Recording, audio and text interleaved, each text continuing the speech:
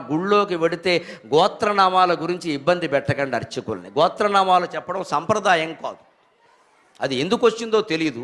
గోత్రనామాలు చెప్పడం సంప్రదాయం కాదు. పైగా ఒక్క యజమాని పేరు చెప్తే చాలు. ఏదో నరసింహరామనామధేయస్య ధర్మపత్ని సమేతస్య సకుటుంబస్య సబాంధవస్య అంటే చాలండి. ఈ మధ్య అలా కాదండి. మా ఆవిడ పేరు చెప్పండి, ఆవిడ కోపం వస్తుంది. అందుకని దాంతో ఆగదండి. అబ్బాయిల పేర్లు చెప్పండి, అబ్బాయి పేరు చెప్పగానే పక్కనే మరి నా పేరు, కోడల పేరు చెప్పండి, మనవాళ్ళ పేర్లు చెప్పండి. చచ్చిపోతాడు ఈ అర్చక స్వామి ఇంతమంది పేర్లు చెప్పలేక. ఏమైనా జనాభా లిస్టా, ఓటర్ లిస్టా?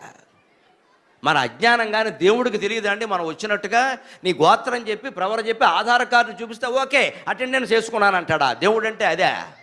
మనం ఎవరమో, మన గోత్రం ఏమిటో, మనం ఏమిటో ఆయనకి తెలియదండి. మనం ఎందుకు చెప్పమంటాం తెలుసు? అహంకారం అమ్మ లోపల. నేను వచ్చినట్టు నేను చెప్పాలి, నాకు తెలియాలి, నేను వచ్చినట్టుగా అక్కడ తెలియాలి. మా ఆయన పేరు సరిపోదు, నా పేరు కూడా చెప్పాలి. ఆడాళ్ళకి మొహమాటం లేకుండా చెబుతున్నానమ్మా. ధర్మపత్ని సమేతస్య అనే